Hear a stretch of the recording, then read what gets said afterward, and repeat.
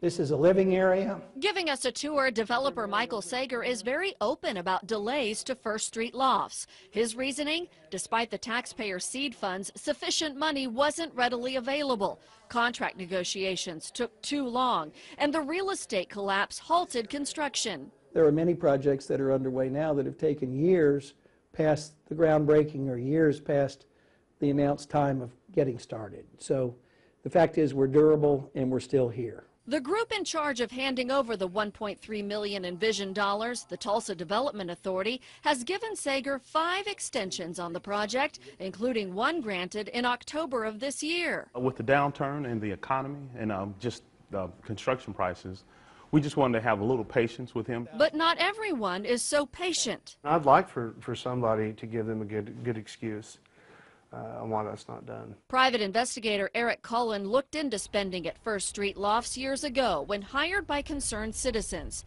They couldn't financially sustain the investigation, but Cullen says he learned enough. It didn't appear to me or my clients that any of it was being spent for that building. We poured through thousands of documents, including draw reports submitted by Sager to the TDA showing what he spent the money on, little of which we found matched the original proposal.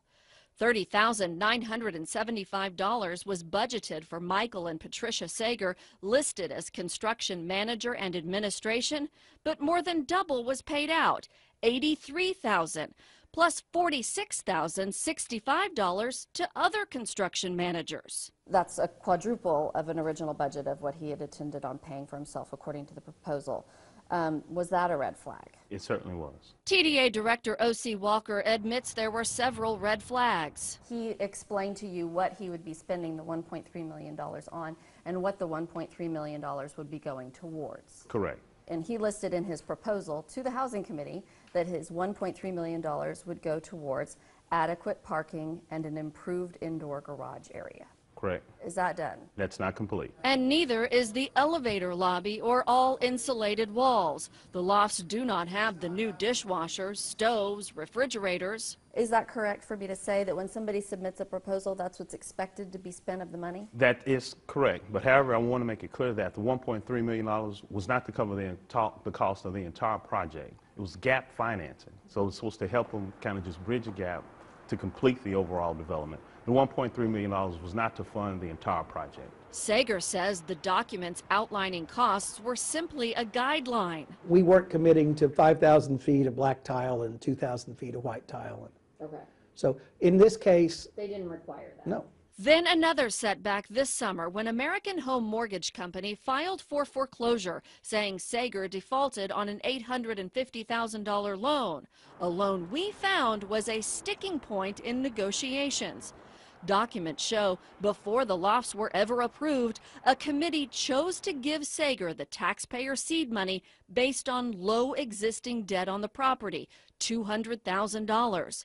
But it wasn't until negotiations started that Sager revised the contract by handwriting in an $850,000 debt. In an email, the then Economic Development Director wrote, "An amount over $200,000 was not on our radar screen. I just hope he can make the payments. Since we never knew about the mortgage, I think how he spends the money is going to be his call. We all hope it is on the building." And later, how do we know he can even make a first mortgage payment? Sager sold this deal on a low first mortgage. We are just trying to get this puppy closed.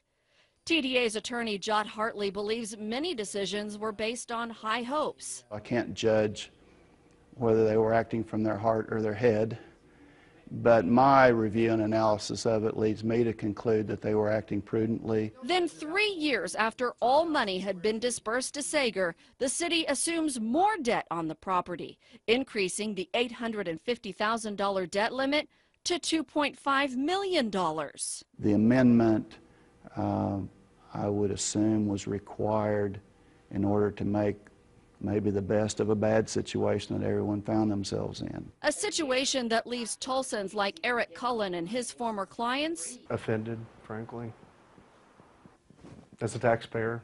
Sager believes despite setbacks, First Street Lofts will open as early as the spring of 2012. He recently redesigned the loft project, adding more units for a more affordable price for renters. Believe it or not, is alive and well. Court documents show the foreclosure is still pending. Sager says there is no doubt in his mind the project will be completed in a timely manner. We'll keep following the story and the completion of other Vision-funded projects. Erin Christie, 2 News works for you.